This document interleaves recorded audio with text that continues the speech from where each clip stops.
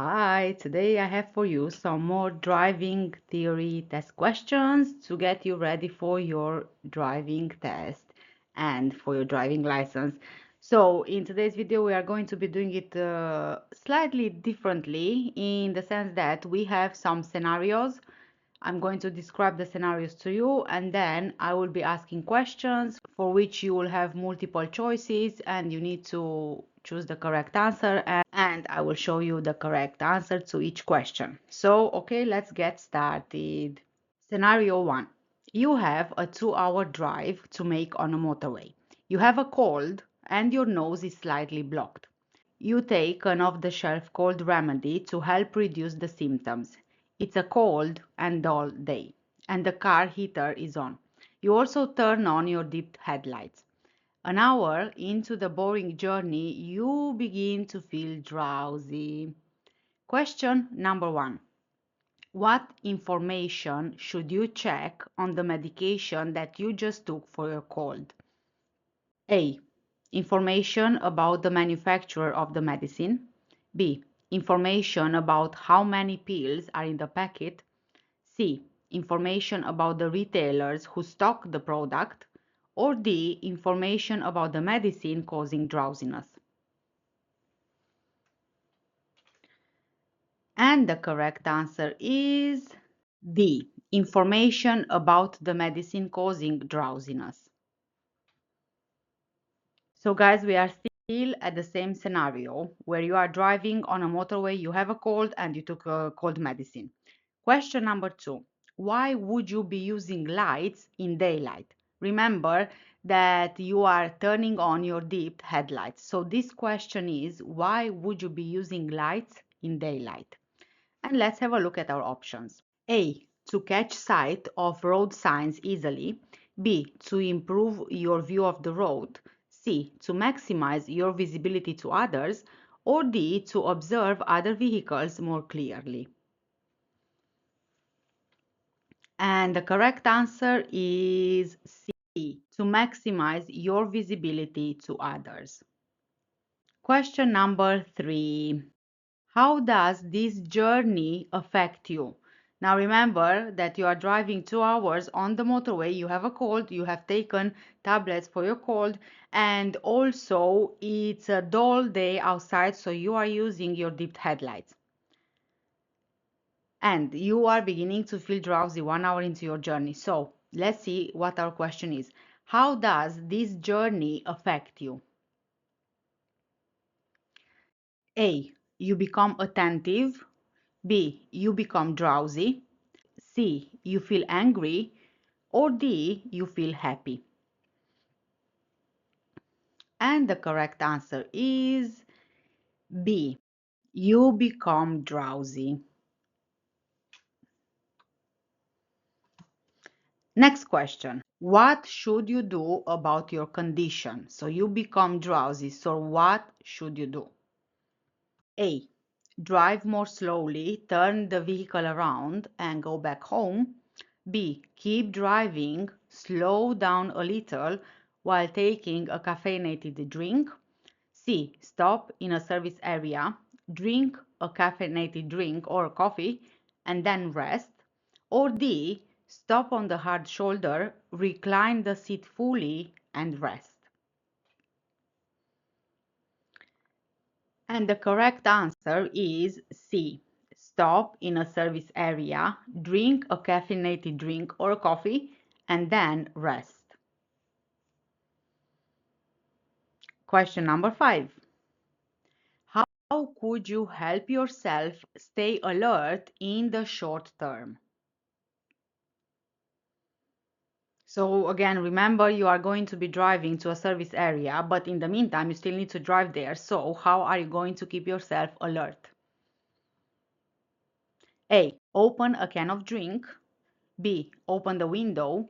C. Turn on the radio. Or D. Turn up the heater. And the correct answer is B. Open the window. So open the window, get some fresh air so you can stay alert whilst you are getting to the service station.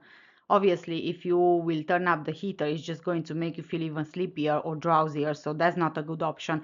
Opening a can of drink again is not going to do much for you, and neither will the radio. I mean, if you get a slow song on the radio, then probably it's going to make you even drowsier. So the obvious answer would be to open the window so you can get some fresh air inside. Now let's move on to our next scenario. Scenario number 2. Please pay attention. So you are driving in heavy traffic. It just rained, but now the bright sun is causing glare on the wet road. A car overtakes, then pulls back sharply into the traffic just in front of you. Further on, there is a roundabout with 2 lanes on approach. You need to take the first exit, turning left. A large vehicle in front signals left but straddles both lanes. The traffic is still heavy and there is a zebra crossing up ahead. People are waiting to cross. So, our first question for this scenario is, if you are affected by the road conditions, how should you react? So remember, it rained previously, now it's bright and sunny, but there is glare on the road. So how should you react? A. Slow down and if you need to, stop. B. Speed up to get out of the sunlight. C. Turn around and go back home. Or D. Turn on your hazard warning lights. And the correct answer is A. Slow down and if you need to, then stop. Question number 2. What should you do about the overtaking vehicle? So remember that there is a car which overtakes, then pulls back sharply into the traffic just in front of you. So what should you do about the overtaking car? A. Become upset, slow down and use the horn. B. Feel annoyed, speed up and use the horn. C. Remain calm, slow down and increase the gap. Or D. Stay focused, speed up and reduce the gap. And the correct answer is C. Remain calm, slow down and increase the gap. Question number 3. How should you be positioned as you approach the roundabout? So further on, there is a roundabout with 2 lanes on approach. You need to take the first exit, turning left. So how should you be positioned as you approach the roundabout? A. In the left-hand lane while signaling left. B. In the left-hand lane without signaling. C. In the right-hand lane while signaling right. Or D. In the right-hand lane without signaling. And the correct answer is A. In the left-hand lane while signaling left. Question number 4. Why is the large vehicle taking this position? So at the roundabout, the large vehicle in front of you signals left but straddles both lanes. So why is the vehicle taking this position? A. The driver isn't sure which way to go. B. The indicators are not working properly. C. The load being carried is extremely heavy. Or D. The vehicle needs more room to turn. And the correct answer is D. The vehicle needs more room to turn. Question number 5. What should you do at the zebra crossing?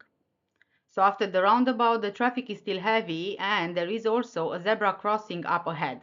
People are waiting to cross. What should you do at the zebra crossing? A. Inch forward slowly as the pedestrians cross. B. Rev the engine until the pedestrians cross. C. Stop and then wave the pedestrians across. Or D. Stop and wait for the pedestrians to cross. And the correct answer is D. Stop and wait for the pedestrians to cross.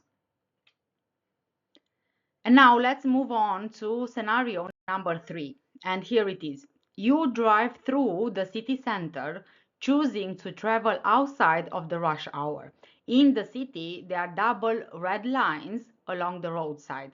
Later, you reach a major junction. The traffic lights are not working, but there are very few vehicles on the road. At work, you have to park on the roadside. When parking, your steering feels a little heavy. You pick up your laptop to take to work and then you lock your car. You leave your camera on the back seat.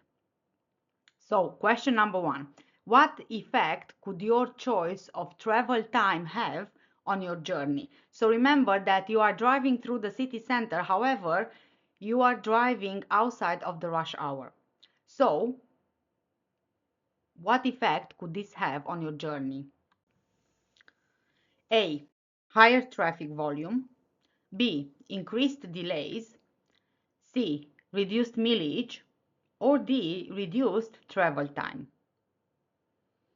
And the correct answer is D. Reduced travel time. And apologies, the B is the one in the error, so that's the wrong one.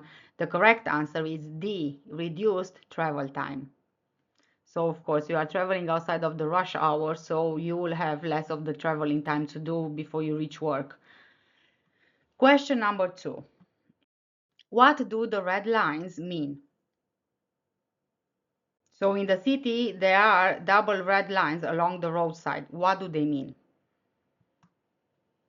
A. No stopping at any time.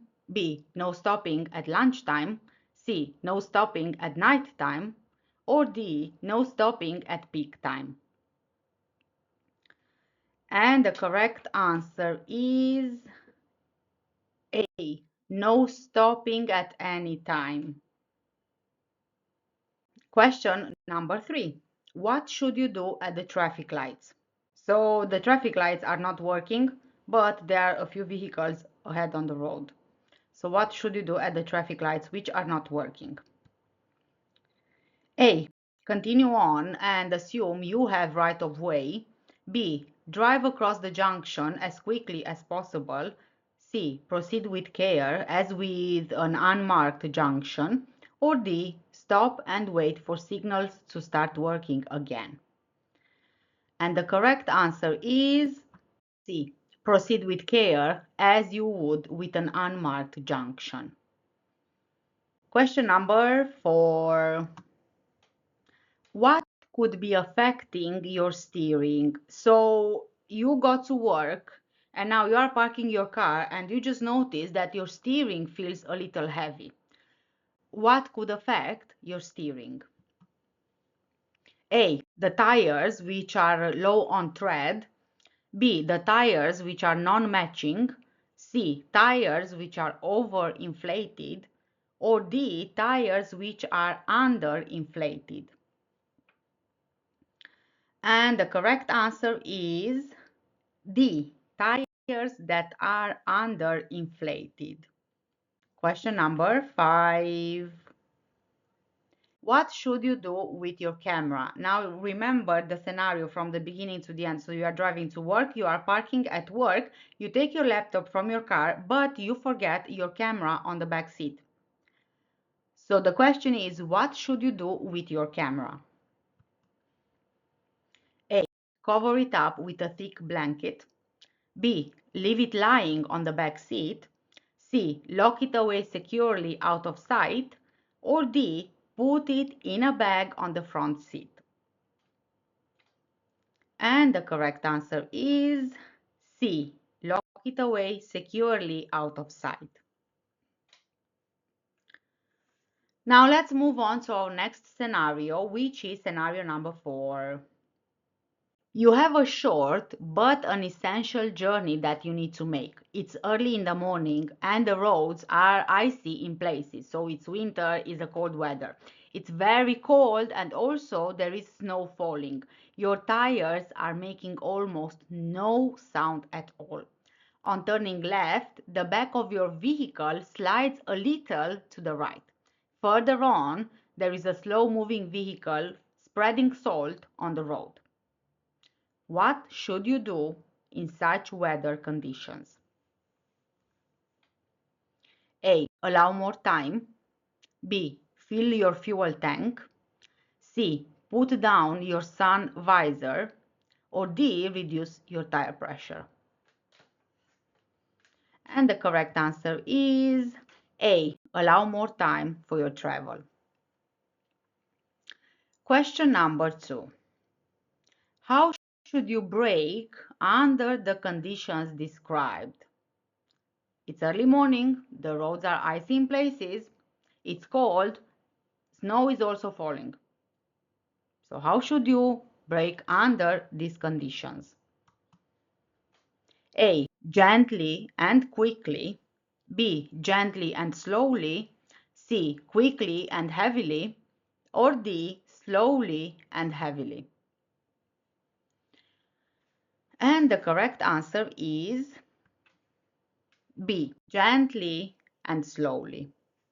Question number 3. What does the lack of tire noise indicate? So you are on the icy road and your tires are making no noise whatsoever. A. The road could be icy. B. The road surface is worn. C. There could be grit. Or D. There is new tarmac. And the correct answer is A. The road could be icy. Question number 4.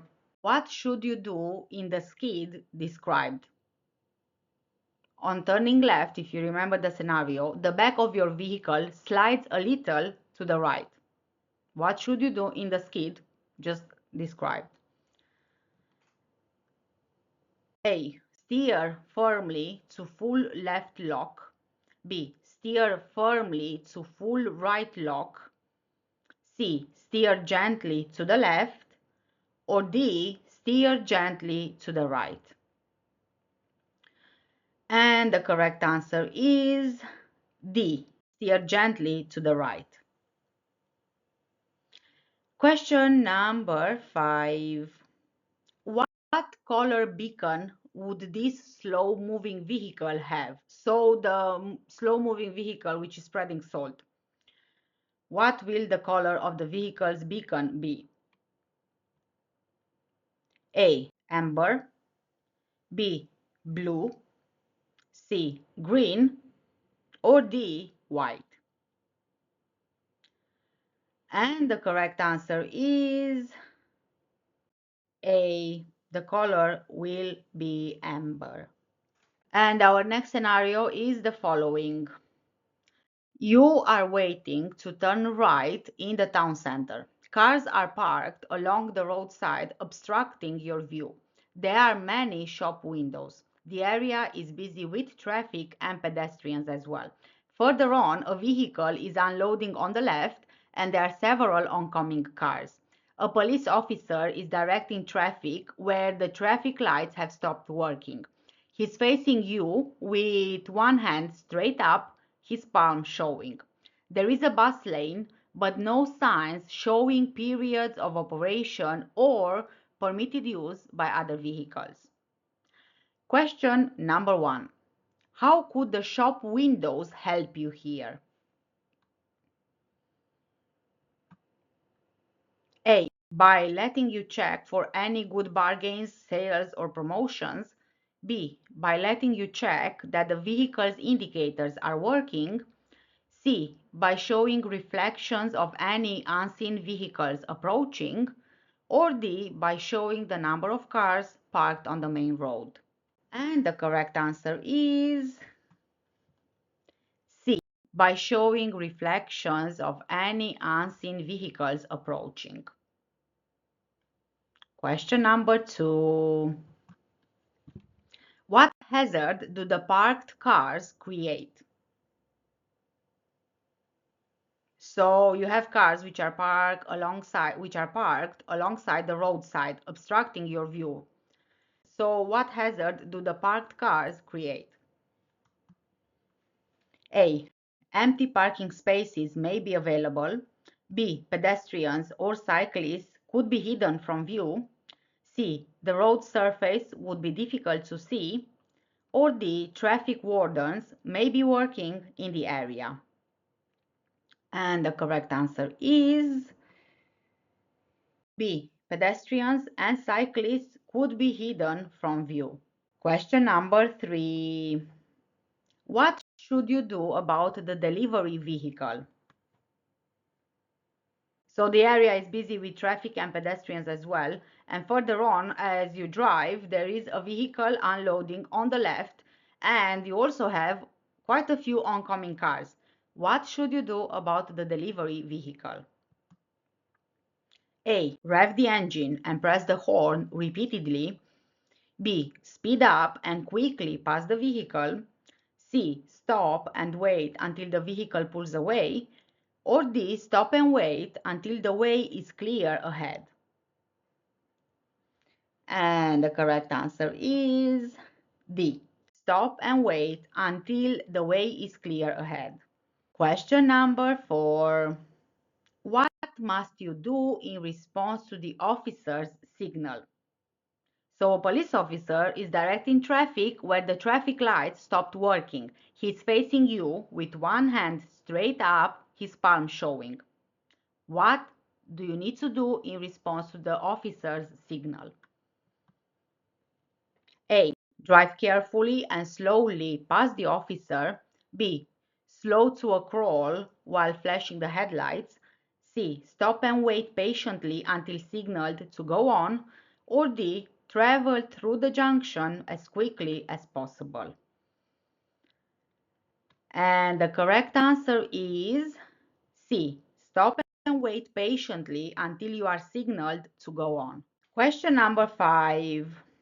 When can you use the bus lane? Remember, you are in the city, you are driving, there is also a bus lane, but there are no signs showing the periods of operation or if and when the lane can be used by other vehicles. So when can you use this bus lane? A. At any time. B. Between 11 p.m. and 7:30 a.m. C. During the rush hour. Or D. Not at any time. And the correct answer is D. Not at any time. And we finish with our scenarios for today's video. Please let me know what do you think about this type of video. And please don't forget to like, share and subscribe if you want to see more content. Also make sure your notification bells are on so that you are notified first when I'm uploading new videos and when they are published. Thank you guys so much for watching. Take care, stay safe, and I'll see you in the next one. Bye!